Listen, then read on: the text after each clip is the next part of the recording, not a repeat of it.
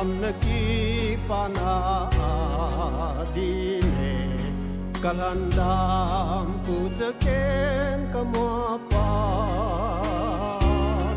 kalungan isaba bangina batay kalungan zamnaku kaneta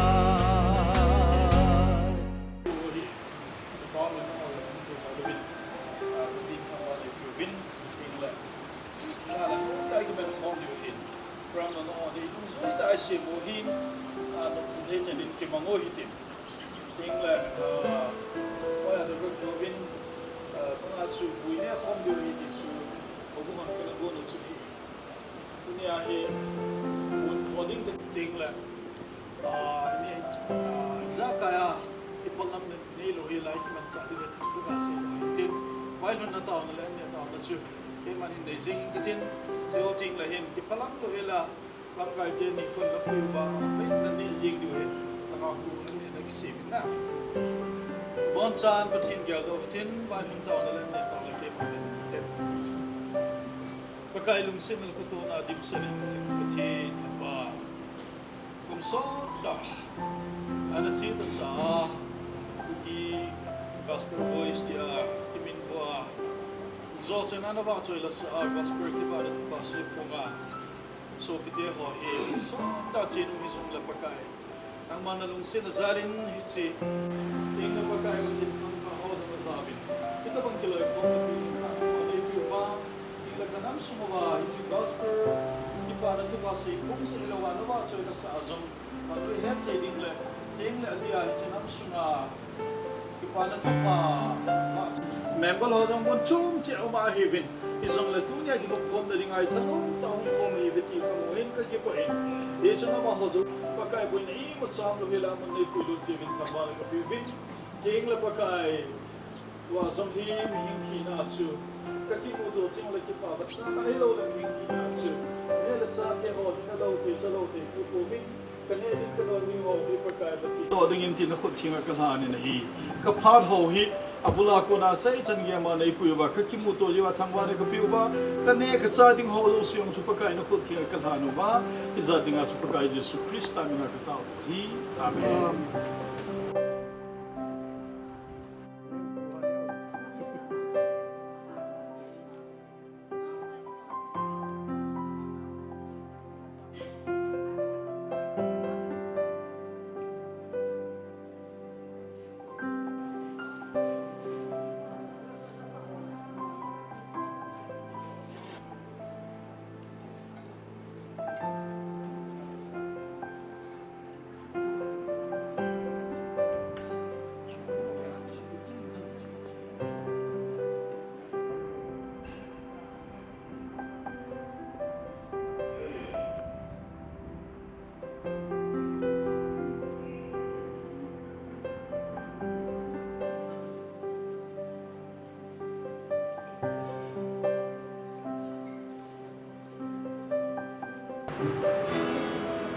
pakai baju kita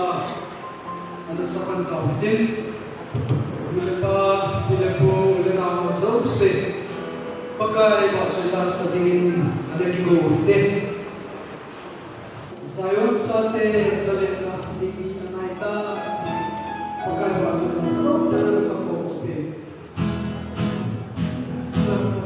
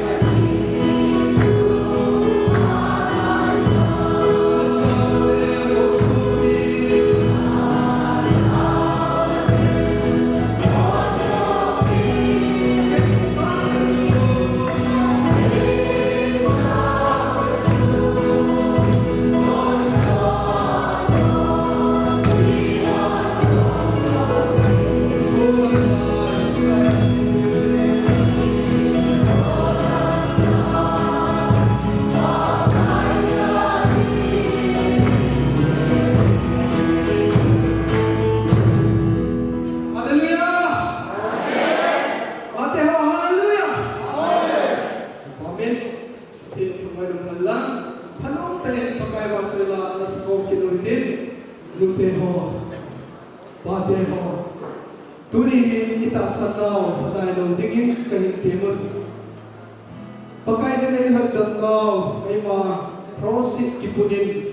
anakan sumutin hale songle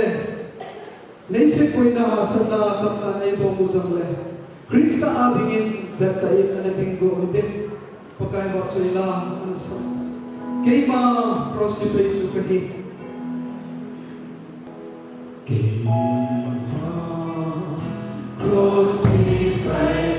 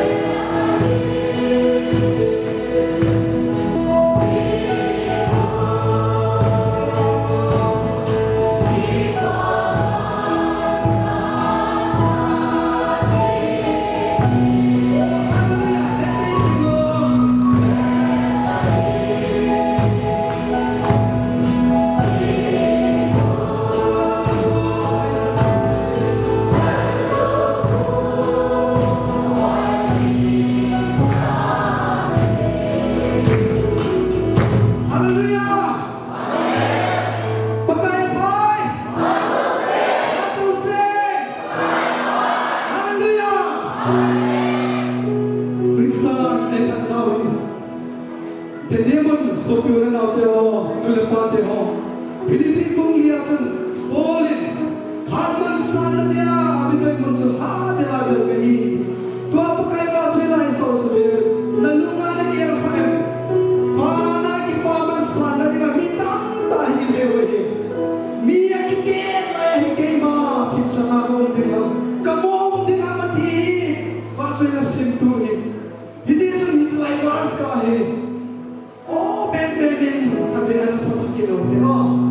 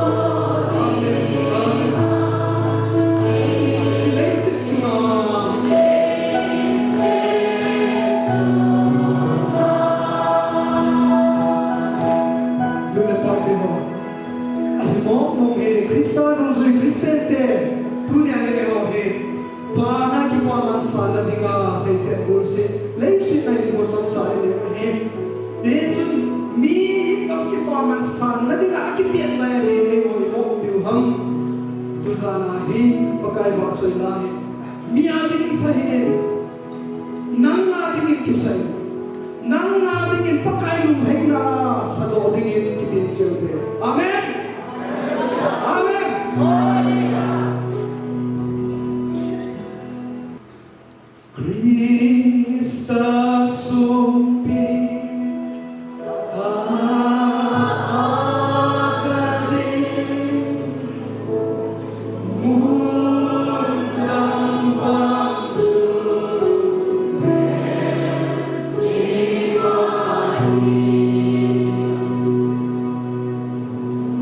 undang bangsa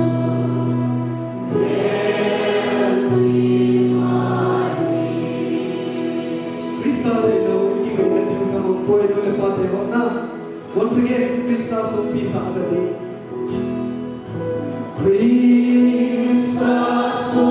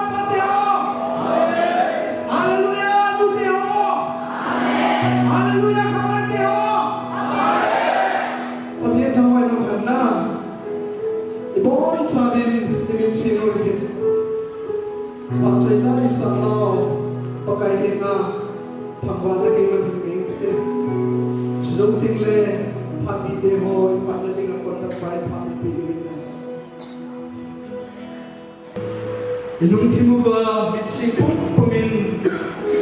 o tayin ito pumumin pagay Krista galot pumin Krista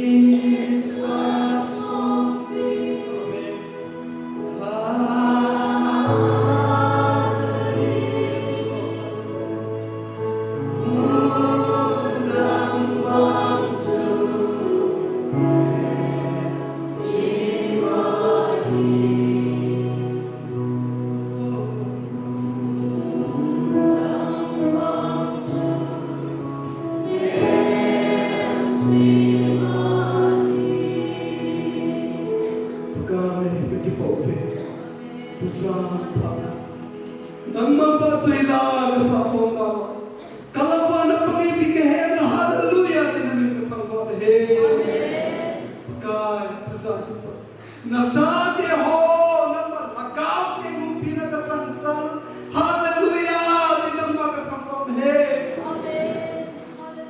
lama sampai kemarin. Tusan panang makawat sihon. Pakai nama macam apa insana pakai. Kalau tim cewa nama muci bawa itu diwal kau kan bawa kerja ini pakai kopi kita tahu ni. Kakian dia osin selalu mereka itu. Kasado dia ho pakai nama lu hei na yang pakai kopi ini ibu ini nazar sulit berkali. Haleluya.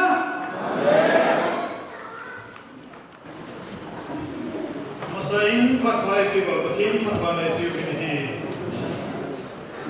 Batin mungkin nazalin ramai lagi amat banyak masalah ini. Adin tu Oktober tahun lagi terasa dengan ini. Events kami batin berhubung kurang lagi. Ikut kita ini ram supra mana hisi ini. Ini asal jangan aku na worship service training in the board too. Lohita legend to swimming pool khana ni kebolin tinggal instructor item piteni zone damte na kita do tizin hila kebolin tinggal zo pun macam rumah tabin paling na ta kene pin kene chai chun kan macam paten do boy pin na latwin na sabin dunia zo bela kai khomte ho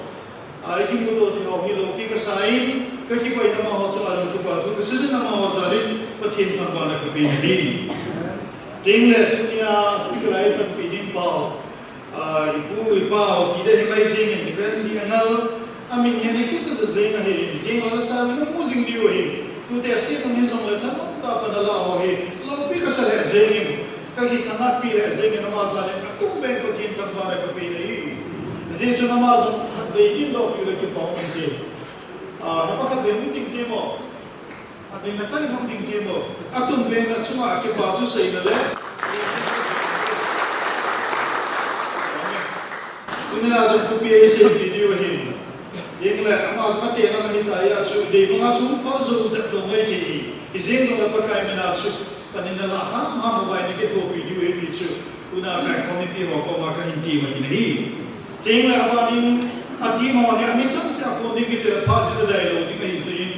Abang sabin ahun kalau solusi, laya muna CHB apa helen ini independent kuahin. Masuk sabin, amal tu bengkak aku mesti sekhabitin dok pitemo. Independent kuadingin kot bengkak itu.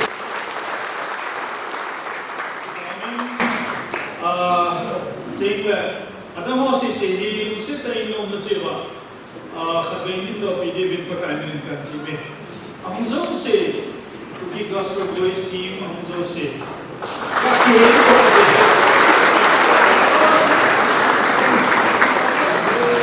Kami hasil berbeda.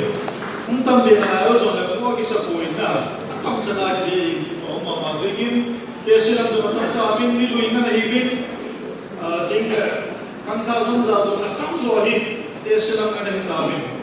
Jadi semua orang hin hukum thalangin ke batu itu sama orang itu tim tanpa review ini. Jadi dunia hin mah hin ini itu kami suka hebohin. Media langsung hin pun hebohin. Media pusing hin sama orang mungkin sampai orang baik ini. Dia dunia sama macam ni lawas ada jadi hebohin. Awak nak kerja pun itu pilih pakai dengan kami. Media pun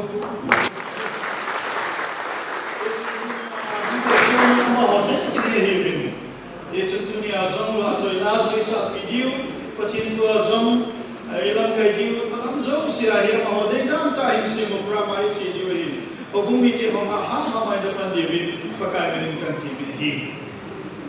महोदय betul से नाव चुनचुनी tinggal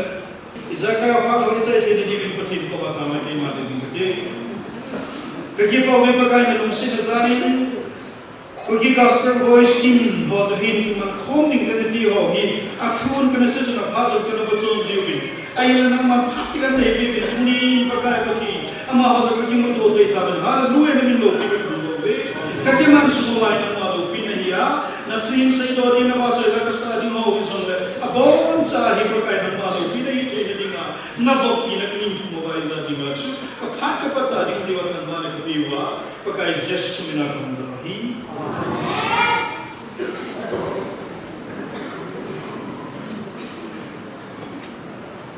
Budomitele, Kuki Gospel Wisdom, Kiman Homden Kia, Nanakisi, Patin, Amule, Apart Zangai, Kuta Zabin, and Spending Patin, Tapani, to tell that to me, Pakayo, Komadiu, Patsuahin,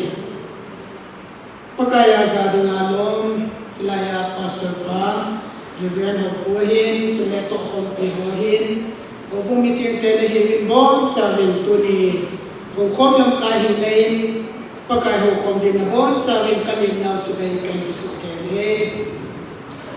Tuni, Kiman Sadanahi, Itin Sultan, Uki Gospel Voice Team, Northeast India, Combined Worship Service with KBC, Central Church, Tampopi, Apan Machu, Chitulung Tantin, Kingon, Tuni Nina, Reverend DLL, Director, KCB, Northeast India, Aman, Tupi Sedehin,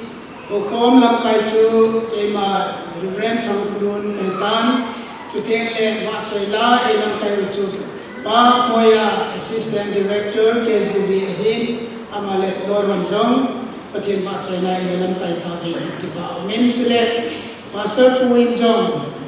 Reverend Oku, Papila Central Church, Pastor Pun Zong, Patina Lando Nale, Tutengle Lina, Tuseneza, Kai Inbo Chai Pitavin, Abanahi, Patin Matsoila, La, Local Church Square, Wakunin, Anangay Witin, Amo Ahong Kitay Nunga, Lunay KCB, Team Member ako na Patin Matsoila, Katinangay Kidiw, so Ahong Kitay Assistant Director, Pamoya, Amakunin, Testimony Le, Team Pundo na, Part Anumintin, so Ahong Kitay Team ako na Jordan Paichang Tihi, Patin Matsoila, Anangay Diw, Chong Kitay Nu Akit KCB Team Member ako na Patin Bible True Simpungan Mintin Chuban Kingle KCB Team ako na Evangel Chung Lang Ti Lakihi Inangay Pong Kitiyo Abana Chu Tupi na Tsintin Tupi Kitay Kingle Matsoila Nanisuy Paintin Abana Chu Bobong Local Church ako na sila na ko ho pa na mintin at China Patin Matsoila Karisale Abana sa China Kaupon na inaman Yugitay Kitsanli Tuzan Ikilang sa Nadiwa Nagkiburog sa Hiin Tuhin Pizong Le Patin Tukat yung Simban Patin Ityong Kitay Chile Lai mo na Church Square, Local Church Square ho ako na Itin Matsoila Inangay pa'y kayo Yuhi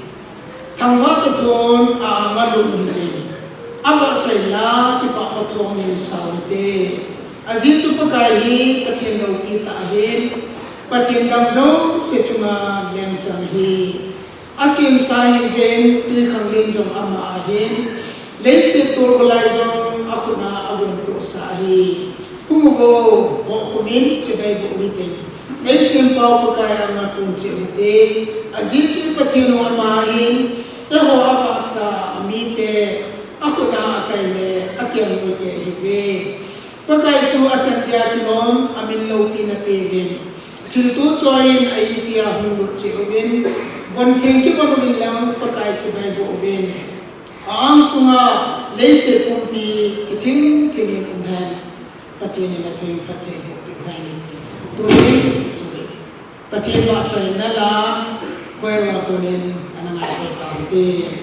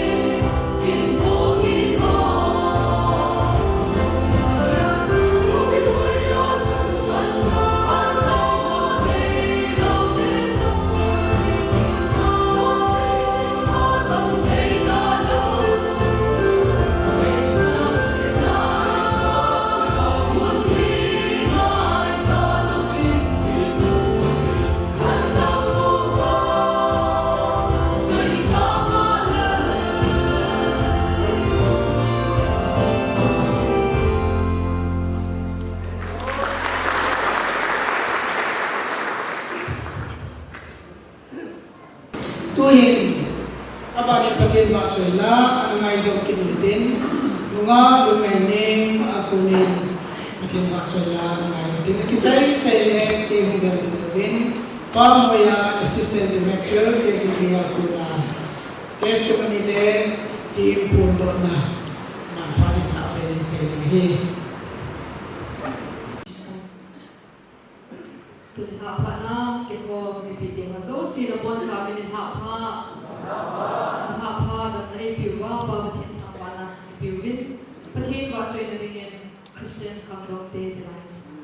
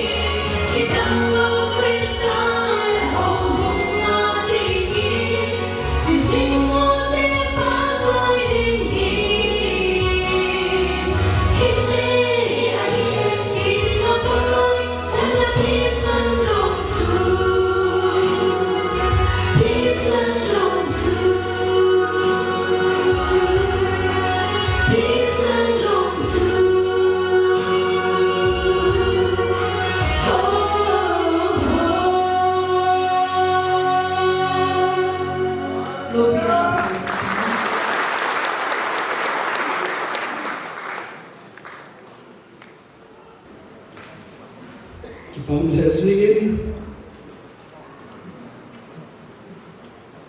hatte ho aban banin yung salubin tu phata he member ho puto na sitting le testimony sharing yang sa chamcha ay lady in phat asole anati politin ulapa tibepu ulenau te ho tu zan hi lidang lai ki man sa ugong kilowin patin ba chula sa nalam ay lumale upate hoy hu so dong le inanga ham diwin kani ni he ba chula sa kiloi kom KGB Koki Gospel Voice Team North East India ba chula sa kiloi kom akihi in ikiman sa na ho hi ba chula sa nalam atam zo hong hiding in Jadi contoh tak leh lulu tak ini pandibin kita he. KCB Koki Gospel Voice Team amas sepenin. Tu cina langkai bu piu le member hola het hido ho kanani puing ketin. Sutiang le brief history kapagin contoh himping ketin. Ini het sama bangin Koki Gospel Voice Team hi. So tapi hungsi ehitang 1974 kuma hingki form do Koki Gospel Voice Team hi 1974 kuma chun hijlaya chun mi homsa ane hibin hijlaya anapang masaho tu changeya pangnalai umin akan Reverend Pu D. Engel Amahi director hi in tu sana hi KGB team director ai ko ki hi azon ani inidin do sa kavin ama hi ahong ki pu do apana director hi na chu tu sana hi ko ji hi ni chu kahin sai do hi chu ting le ku kinam pi hola a hita ba ma chu la sa na la ma pathen thu la la a ki mangsa chu ting le akun jo tua hi 94 complete any time second birthday date chun 94 any time tua hi 95 running any time ye chun kum som ko ba ipu ipao aman hi tuli change ya ila ba pathen thu la la a ki man cha te hi wang pha ham pha hi win hi chun ama zalin pathen ni thangwa wen he lam kai hi ahong ki khel khelin tu pha a assistant director la ama noi do wa chu ke ma ka hi in moya hong sai ke hi in chuting le committee ho hi khat ve ke din do sa no min hat so lo ding in secretary general secretary ko piwa pu helen pa helen khat ve hi ding do ko ki pa min de ama hin KGB secretary ko ne chuting le joint secretary ai ko piwa pa agin by play abeng ni do ko amani hi kine piung ta KGB member ho hi pathen phat the ko chang alui pe he ta be mo ja ni pathen thu la la ki man cha no mo ja le pathen phat the ko chang service zone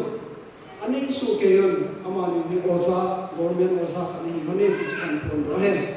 chuting le nu helam holai amani treasurer kaman he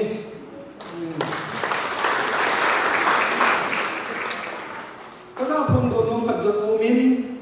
kada wa hin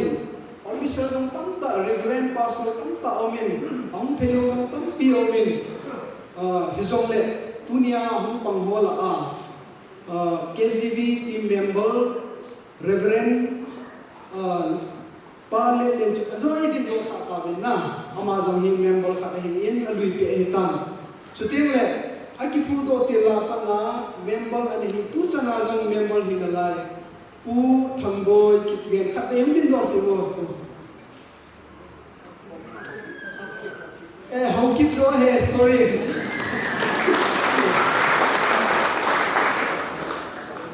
pate ho lukang ba kan jong pathian ba choi la sa ding ai kipi do ai hin ko wa ba choi la sa ti ai kipi do mani hi win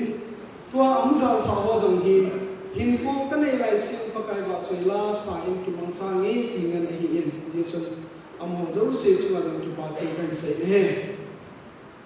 chu tieng le suti to hin ki to hung zau kha kala wa hin officer ka jong ka nei win apon do no min Yesu koi madang hipon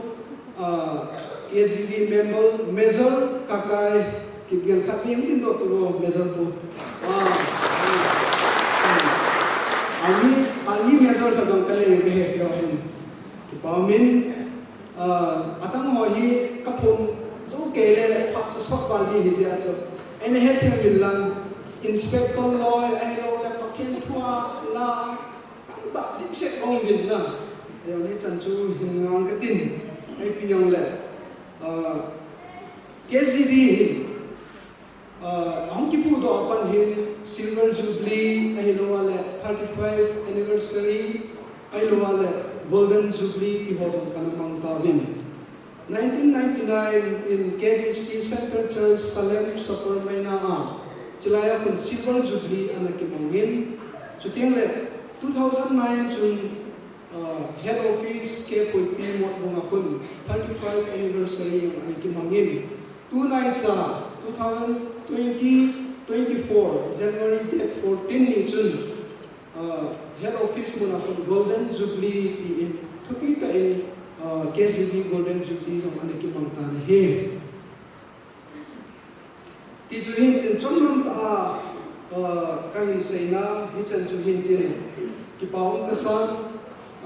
KGB hi puhin pathian thu la la ma hin pathian na sa tay hak tay amang jing lai ti kam in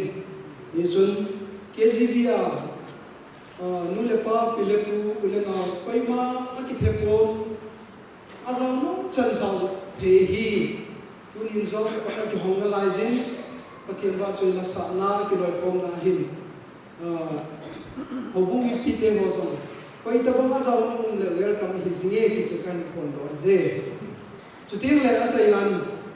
azu ting le phak ka nei ki lo diwa hi ta in ki pa tu sai na yo cha hin nei ka te hi ta bong program ho hi ong ki go in pastor tu ka hin an ki zamat to zingin ama le diken bun ho in phalna i ti zalbin pastor tu le hobung diken bun ho zo si chunga sapin ki pa tu kan sai ne tunin amo hin accept in bol hi le ki pa khom kha lo du hin je so amo chula hi ki pa tu kan sai na sapin ne je amo ho backbone ai lo le amo ho to satna in sumi ke ho chele hobung mi ke ho zo se nam hon jong na paksa lo le hit abong hi ki ko kom lo lo di ji chun hobung mi pi te ho zo se chua zo ki pa tu kan se ki he kai kon na ai nuk pi ubo hi lo bin tu ni hin ta sa en ko jong di ji chun ne le cha pai ta tu kai bo pi za len jong ki pa tu kan se ki he ki pa tu se na chan su hi tin iti ham khana bol khel sei khel to khel om pha zo le om se ta nang ma mi pi te ho hin lam kai te ho hin ei ngai dam ti din kai ti ne he chan chu hin tin pathin pakai krista kai ki mu do da nyang cha hin sei ka te le pa te ho bible i choi chi ba le rom bung ge chang ku na chu khai be ana be ko te rom bung ge chang ko pathian hagau na sungpa achen le ta sa phe dei banga hilowa hagau dei zo a himin be krista hagau nei lo mi bang chu krista a hi ko ang chong chang lo te bopakai nei ki musa ni kwa nang nei sei pit de ho nei musa de ho seri in body ke hi sin tu zan tha hi mi pi te ho nung sa pakai hagawa ki het chin la phat so nga ka nei the de din pakai lang man nei din pi ta ai bu bin na jang suin ka ta we ke hi kamin hi so tin khang hi kapai de chumin moya din em ko bin kapahin nyang sa ka hi bin 1993 a nagagal ya ai na ba ha bin it is also kanaute okay hi anin pen ka hi kanaute ni thumomin ke kuma mi li mai pasang ni pe kanu in chapang li ai na ko khawin service le lo te aki hi ji sun kanu in ai ko lu le kane bin ai ko lu lo le kamolon iti chun hi ko ana ki mangin aka kom le bal mai iti ho ko hi enin an kingangin gil ta a zan ku ba nga a in yung hi an ki hen he kanu hi le kha hello hi abc hello hi kapuin an hin ho chu aman chin achin iti ho chu acha te ke ho ai hi lo hi kasu mi mo chu abc bundu lai ko hi sang khana pa na sang hi ichilai ku asu na jana mai cham si le ile hin na amin nim so na ke he ta sa su dola chu sa te ho ni le pa ku mai hin ko chu ni ki ge hilla hi chi kong se chu kanu ka pa chu ka ngai ji bin chi kong se yong chu ka thin le la ma pha the na ka chang na ka na hi he pathian ho pin na jong chu ni ki chang min te ki wal sa ka hi ku man na pha ni na ki nei ko tu ni chang ya hi intoxicate ham na thei ki ti ni yong cha ka lo ka na ne yo he pathian lo pin ni na se na kane ma pa na Sunday school kai lu ka hi in how good mi ka hi in chú tiên lệ có thiên thu lệ là mà ni lùng lụt ni cái gì hầu hết cái áo chọn mà sang ai tổ lô lệ lùng nó chim lồi thì hầu về ni ai hiện là hết chú pin thả vào mà kỳ côn hầu mi anh kỳ hi ai là không kỳ côn anh in kusung lệ yang sunga lalama ang lùng lụt gì in kusung lệ yang sunga hin ai lo lệ area sunga hin lalam kai ki ho kwe lam kai ki ho hin hu pang zo in chu zo bin gan te ha sa ki hi ji in le cha ki ho pu ki hi ji in bang phatung ta ti dim puthin na lam pi en gon pi hin 2009 in Manipur police a khong lu ni hi chiong chu paisa siki ong siang lo an lu hi hi chia kun chun ke hin police a ki lunga le chlaya chu kham na theya mi ki bol le sipai Manipur sipai phang ko chu ya ma aya bi police he lo chu kan lu nong don aje chu ke ong kan lunga la kham na theya lo nei din ki pisile de nga so le ki ge al chu ai la kanu ka pa te hon taw na in man pe wa kin jong gan the ji a chu kan mo lu je hin taw na su wa chu kan kal su na le pa le a kun training ka bol bin ale training center kan lu na chu hoin ka mu na pa ma pati za ke episode te hoin jong lu lo ding jule sa bo wa su ni in ko ma na ti a chu ding a ka ge kan lu na le chai som chu ka ki pa han chu ai chu pati ni alam pi ni go pe ki training su ngan chu hi chi lai chal su na chu thang lai te lam kai hong pang te ye chu loi te dam ho sang in buin ke na pha hi ka le zo ji in ye chu pati ni lam pi in go pe in hi ti chu ni ko hong ki mang in 2011 sagane ma hun buina church akikai ji ji in nikani thupi sei din hung ding he tibin chiba chu kaga chi ni le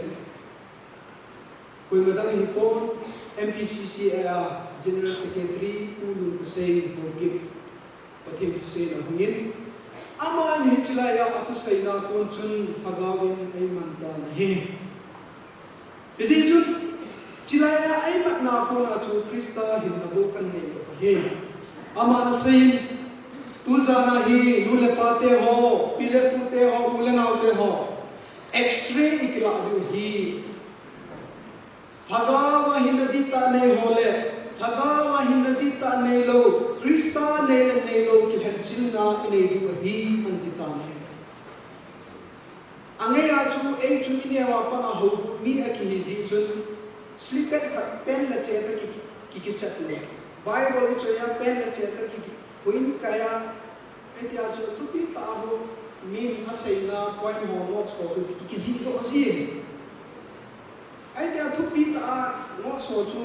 ki ji do lai ta hi aman one by one in thak khanin an sei ta hi haga wa hin nei lo hon hi ji sei thei ko vin te hi ji bol thei ko vin te pa nei cha nan sei ta hi abani nan sei kinin azona ni pian sayam so pite ho tu zam phan hin pathina hin nadita born again nei lo hon krista lagaw ka nei ka ki thei ko vinte bile tu hin chilai ta chun krista lagaw ka nei tai ki thei ko vinte az nasi ki het ko ichipat ta chun pathini nei ho pita ki chu nule pate ho no ma sa ka sei ta chu banga ki hoi tho sa pa chu hagawa dim ki sa pa chu ui bu cha ba ki cha ka chi ka bari kalun chun om ji to ji ke ta pon pathin hagawa nei ho ichi chun ba zan pung baro lang gin ka imu thei ka pon asu ji ni thei ka pon kaloi ka pai ho lo ka dista in amo ho gel da na chin suwa problem nei ham ai lo la gol ham ki hi ji a cho adong ma to ka ki khan ham ti ham pa na cho ei gel hiva ai vai la ai asulanga pakai hagau chu ei jani upai ka nei lo ajo zo na chun pungbaro lam da mi imukita speaker tu chu kapul ka pathian tu se pa general secretary tu se chu kapul he pu tu zan na tu se chun kapoi tai aman ipiha ting ko na tam ta ai nei ai la kalun chu alhamdi ko azo zo na ipina ai sa nam antin kin taw na nei man pi fo na chun taw na ai man pi aman chai lo dong ke ta pon ka kap dang ta pakai chon si ke nei ngai da min ti chu kan se do the ta hallelujah Hijinin ha pakai Kristan ay hopina pakaya hinadita kanina nilha damchu sedo ko ban gama klian jin kikalzin le thum living kalungir kanaba hijiya kunchun Krista ki chiladi takhan le do he tunin jong so pyulan ote ho yenge hầu mi này hi mê thế ai lo le hầu nu hat sa này hi mê thế nu te lam kai pa te lam kai này hi mê thế hin la lam kai tu mana chu hin na Krista van kom du ti ki hi po Krista la gang ne ho bo chu lu di hi ji a chu tu zam pan hin ke bama ki he chin ne nai lo nu khau le tu zam pan hin pakai Krista hagau nei dingin pati ni ehu pi ta hai chomsa ka se le cha chunin tin kaloi nu to ba choila ka sa nom ba choila hin sang ka tin chi chu ke ni pha ta chai hin tin pati hin chomsa se do nau te se ni chomsa se do nau e ho zo se ehu pi ta hai kanau zoi si to kana sa thum zet pha bai go la zet zes tutan bai ho fung so na khat na zet pha gal ham mi pai achanu pathe kam suna akitin ka bonga amur suna eji ma choila chu tu zan hin kaloi du to hin so to ham kate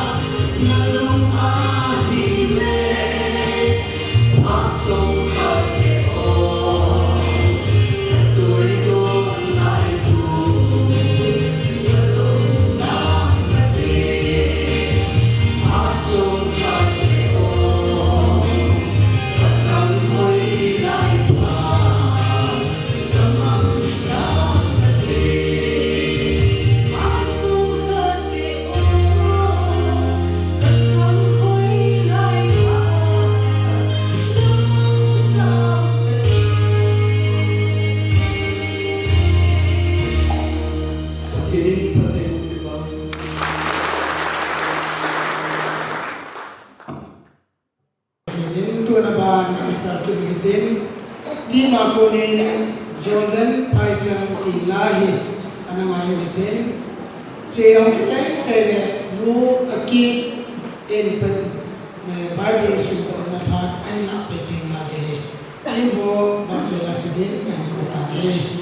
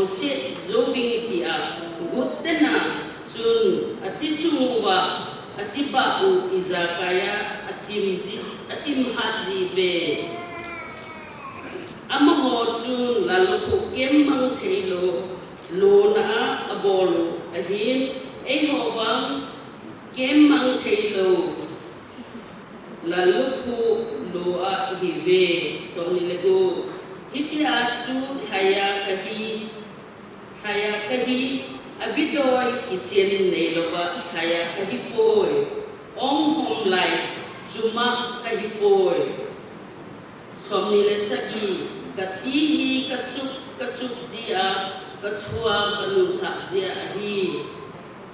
achuti lo le mitang ho thu kahil le le azo le ke mata zentia la lobin khange singaw na patin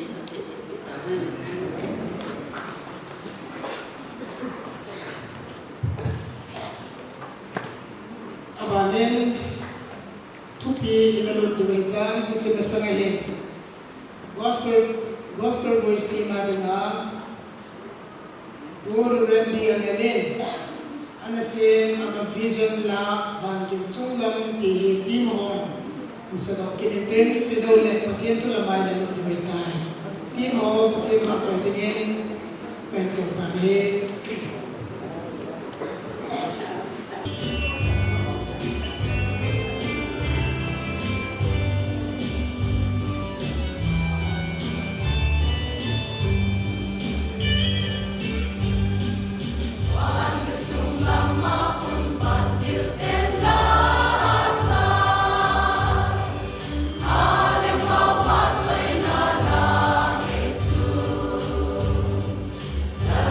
Not you.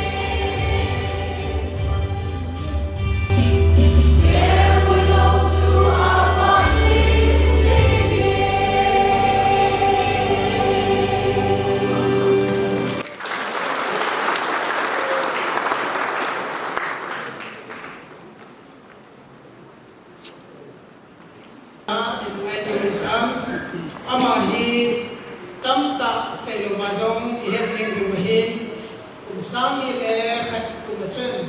chang den langa ka che wa hi le be ri pawin akuma in sein ei chahi teret sure ati na chu chahi teret alin na chu thawlang wan lang chu ni ta ni ya hi to ya ma hi tu ka hi kum son ko wa lai ta ni sila chun chahi teret hin tu kum son ko ang wa ta kum son ko awal ma jong ti mon wen zu ya pathin wa chu la salam pam the na lai ki ti hi thin kidam ta pathin nam pi wa ni na koi mo ta ama hi ei koi pi hi hi pathin min lo pi na dinga ka phun na tin ki chu ta ne dun u rendiangal pathin pathin bu na chang kuma phanin lo ka dingin kan ko ta hi Cô cũng biết chết đeo dấu gì là bốn giờ ngày cũng đã làm cần gì đi mà thiên thắng vận hết lắm cái gospel voice team cái nóng pi vào có thiên ba trời có là gì cả anh là cái bò là hiếm cứ đi chân cái nào 1974 ako na tuja na patinin en bui jiwin patin tam lo wi ke yong thu di chang ya cha pan la che ya kong ji patin ka tham mai patin ka lu ma sam ke ma ni na chang pat ko ga se do cái gì cái bia nào cũng cái thằng luôn thì thế là bọn trẻ nó sợ thằng luôn thì cần gì anh là tiền tháo chính việc chỉ có này Christian cái lời khó là bó thằng luôn tiền tháo đấy thì việc có này tiền tháo nó có này bạn nó chơi này cùng đau ta có thể biết nào cái số mà tu tiền ta nó đi ta hi 1972 November ha ta đi xong là cô cái chuyện này qua hi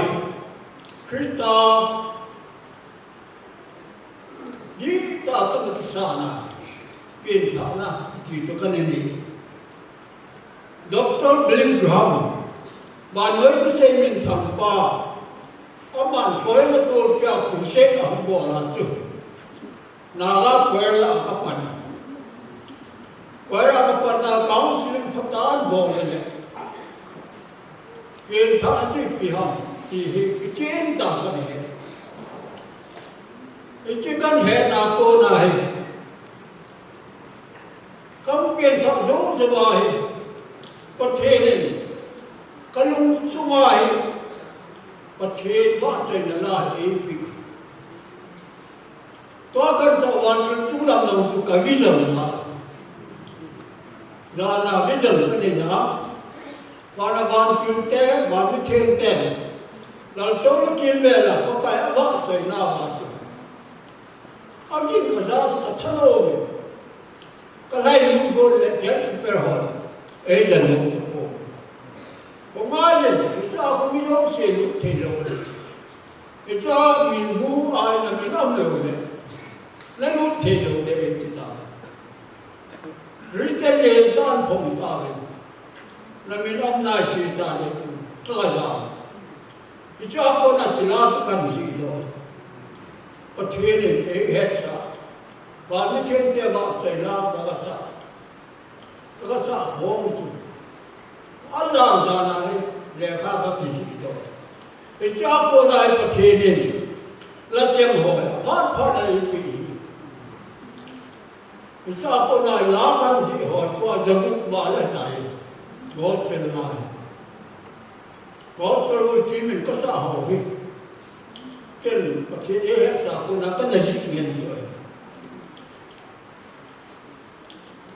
mình biết cái hết rồi đấy và truyền thoại là apply thì thoại cái Krista không muốn đạt được chúng ta cần gì chú chung cổng thì nào và chú phải xin mà chú ai cũng biết tên ông kêu quá nên bắt sao vào đi hết sao vào cổng thì rồi có chuyện cái thằng quá thì dễ bụng muốn cho mình cái bà chú phải xin lo tiền chú cần xin tiền lại thằng quá cần nghề này chú có xin mà sao hiện chú là có xin dùng chú đi chơi này để chú sống như là gì sung ai nắm họ thì chú hi có cái gì superstar ở thọ đó như vậy xây như thế họ anh ấy chú bị anh ấy so na Great Commission thì chú chúng ta cần xây đó đâu mình chỉ mà sao mà chúng cái chuyện lá đó itu dengan một vùng sung à bên một ông trường tiểu học lá khác chú biết là bài gần về cái sự chết lo là chú lá khác nên sao mà tin đôi khi phát hiện chúng ta trả lại như vậy cái chỉ là thế này nó họ chế biến có cái sự gắn đi là xin theo họ chụp hình là thôi cái đó sẽ được luôn đấy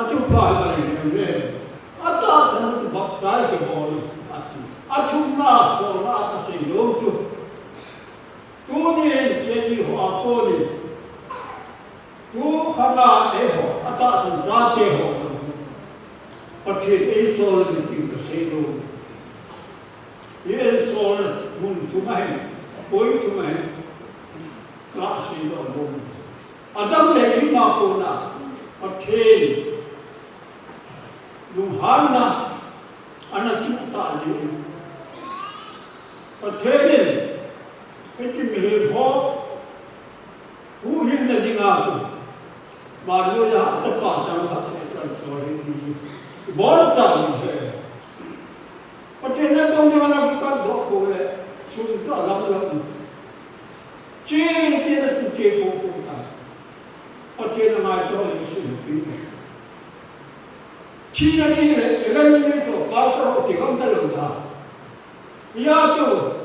sát ta chỉ dùng họ đi tao lại cầm thế đi cho nên bao nhiêu chỗ thì cho nên xin chơi ở sau nào chỗ thì kalau số này bằng cái số kia thì tu nào cũng xin được chúng ta cần chỉ hiểu cái sự muốn của tâm kan ko pusin mong tamta kasi yung iba ang totoo at yung kakanakang sabihin kigelo de so pite hindi pera so na ito kinatena na parda sulla pa sabon sulla pa missionary so di mo alo mo missionary ya so di mo chehin kinahe chiu na cái phù rồi, và khi chúng ta khi nào, chú phải thấy bút người làm, cái gì cô này, và khi có bảo trời rồi, có điều gì rồi, chú có thể là bảo trời làm cái sao thế, anh ấy chú, vì và khi hello rồi, em yêu sẽ nói chú. Saya selalu terlupa. Lah saya kita ini kalau baik itu mungkin aku percaya salah saya. Nak pun tahu je, nak percaya, nak waktu itu ayah. Naik lagi saya percaya nak. Nak tahu saya percaya bukan semua. Pakai soal. Kisah lain, yaitu kejadian leadership. Percaya leadership kainku tak sempu, ada percaya itu dia. Jadi nak percaya dalam hati. Percaya dia tahu tak munsong balai percaya dia nak percaya kainku itu dia. Terus itu dia terus. Tu Oktober hari, tu sampai lebaran kedua tahun kita. Apabila lewat orang hafal, ayat mana? Aku mula lewat ayat mana? Kain jelasa, pakai jelasa kita Nunca sei lá, tu sabe que é. No caso da carne foi bem feita. A leite foi no caso da tinha. Não é. E tinha tinha lá é. No caso da tinha que leite. Agora, que tá solteiro lá. Wana inde pakai cina, mula inde bom tak sampai inde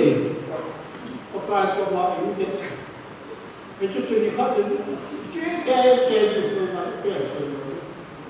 Tak selalu silam, silam tu dulu. Dulu tu mati dia baca ini pun. Itu kerja lain, karena juga hari kecil punya Ini mungkin sana asumsia, nanti sampai di mana. Kali mungkin asal lang, ya pas soal itu pas seven, tulisan naik sanggaya, ilawan itu yang apa itu Desun kati thamma Allah kati lobi rasam Allah. बहुत सारे की बाला को बैठते हैं।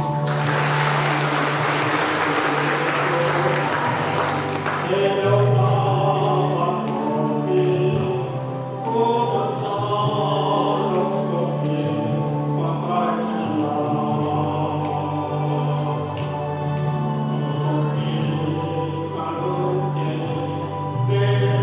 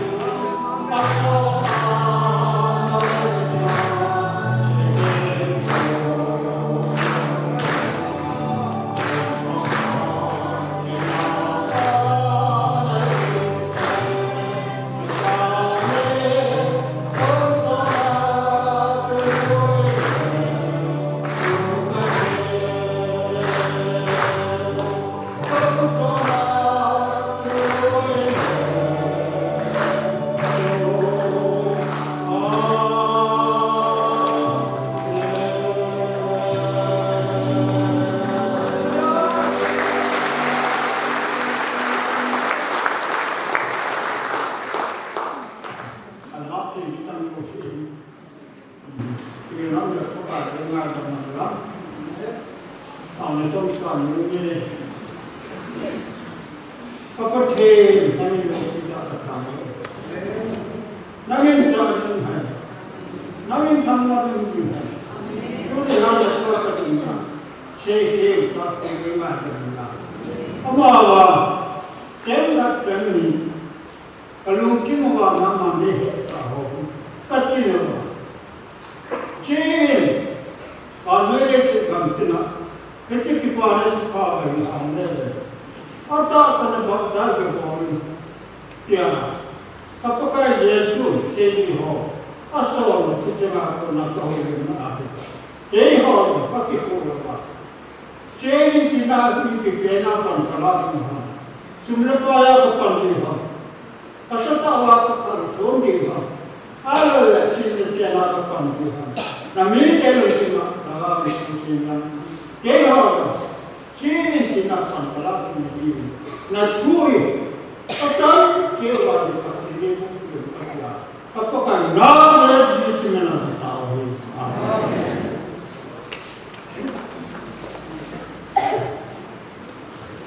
Reverend Daniel Amahi Patien Baksola ay saan mo som sige lang na Platinum Jubilee anaman kursun apamahi Eurobek kaya ko naman ang Platinum Jubilee ang kan lo dia na kitain patien na musa abanin kesi dia dengan Golden Jubilee tu kuma an kibanchun ning kumin ko he nasuka ina na dan mo Golden Jubilee di ang man lo dia ni takta mung kham na nahi ahi patien Golden Jubilee jong chu im chai sa ta dunia yang awam dina cutapa taala sesempan kek akisu bat kek taala kiti kiti kumnya hal ku hendan dia dunia yang awam ini agela iho ku ba ho ni dei amu ho ni mit dam ti dunia chai ni dei ti ni dia dunia yang awam ba chai la sa ika ani ko mo yo chu patilo ina he ti ka se ko se he patien atu se go jo se go metiari hagawa lam na so tin patte go hangang tua hi aban ichi ke hin o bu secretary pa apada ho bu lang ho ni na phat ho ne hin ama hu din masal chenen tim la mer voice ba chon la khat insan tin phat khat lai chun ko hi ma hin NBCC Moya Bile Taana Bol Sumchen Dunia Speaker Ko Reverend Diangal Aine Pito Sele Pu Lampu Aman Aine Pi Am Mili Hin Quarternen Mili Hin Pahit Seten Lah Abisa Zolgan Ligan Lam Ligan Kana Alam Lahi Abisa Tu Ni Tumi Abita Ama Setse Yamutan Aine Hiya Kana Sa Hong Kong Nila Hin Kyo hoti member na zero ng he kangdong mga ko itang ka ine na dahil ito la kasi head education team secretary anatong cheche brother James Donger amanson ine dahil kawin lui galam anagar kaita abane evangelist Kutler Hangsing amazon lui galam kaila at sa kami tuhin amo he eho che kama la isa sa politi Umur bendi yang ada anda sih bercelah dunia jom dunia asal hota jom ye jom ye abala dengan ikut lagi ni. Ini mungkin okey jadi mer boleh Jordan ni dalam ada ni cuma mereka kemana ilahi ansa ini mer boleh macam saja saya bukan sekat depan. Nanti pada rumah apa yang kita ini saja tidak boleh sedih kerana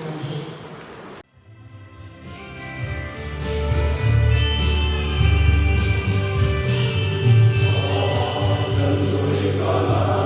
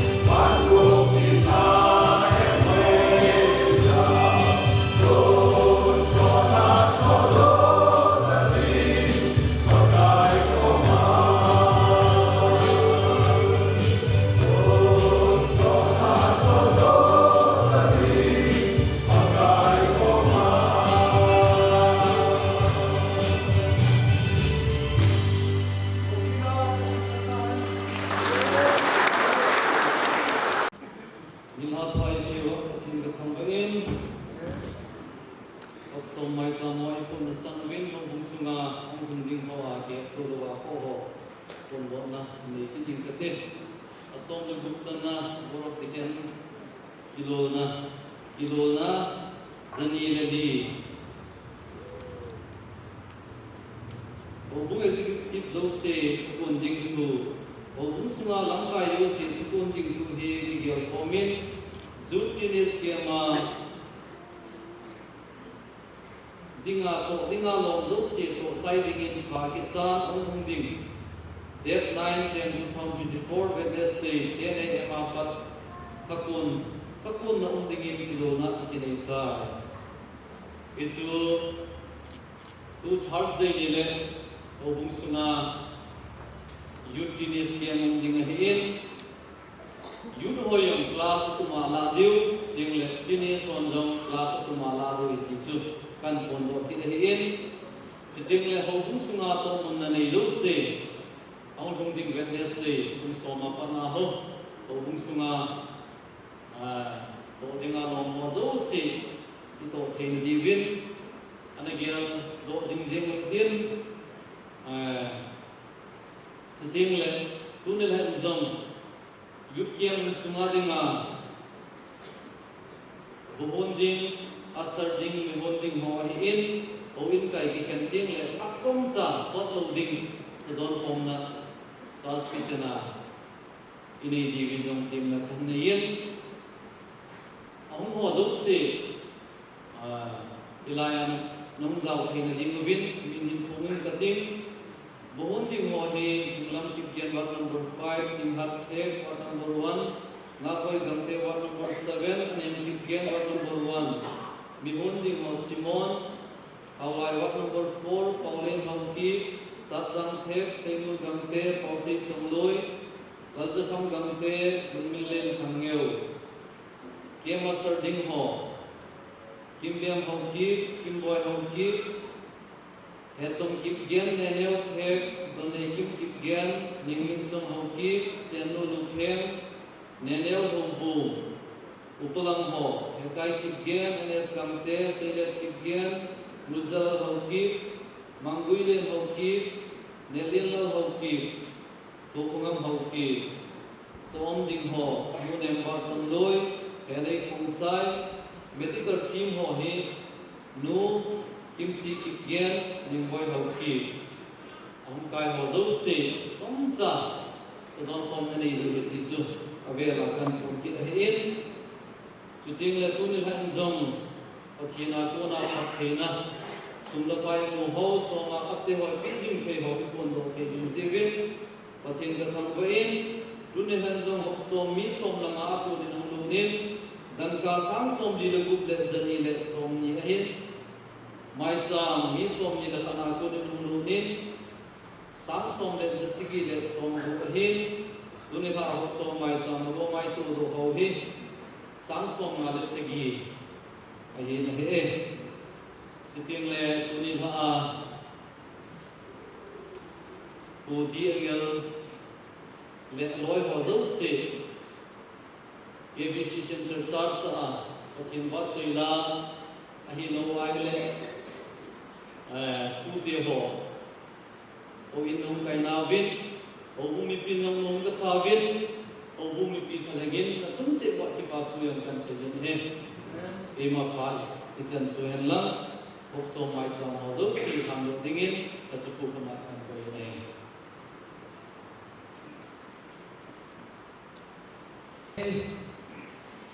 o se ke kya ko ni ki za ma ko ko ho jo ni se ta to ai pa lo aku kha na mi den ta patien ko choi la ka isa ko mi wi ti ni na ni na ka de in a sabi kanunga sa na tichoy abana hiji isai chai lecture tunya den director po reverend yang len tuni na kai khom na taw na hit adam dam so iman de ni so de nak pi adi mo focus on te pi ai se no so jen taw na na te ne nak pi lam kai ho ni dami azo na ma na patien na pi na den taw pi ten nam su kai le volunteer in a ho patien in our physing na ni taw pi separate administration ni da hi patien na po na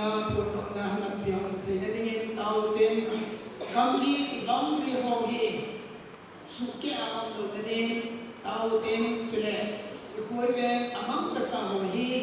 lệ tụi nó ông kịch thì là đi tao tên cái về nó lắm lệ này hồ hi cái chỗ hi với nó ít mà chẳng lo bà cái về nó bắt kịch thì là đi tao tên cho lệ ở trên này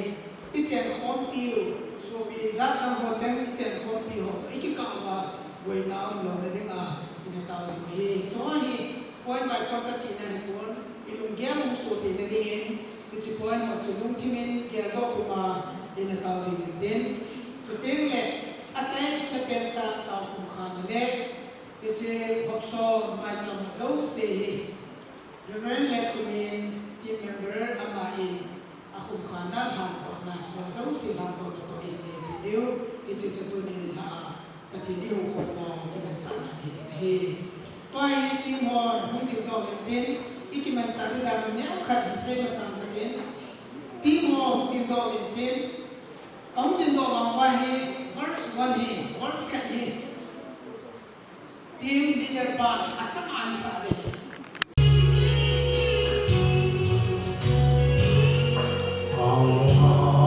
chẳng nên khi ba la tìm karanta pujenge tamaka karwani sama bhagena bhakta karma samnaju kaneta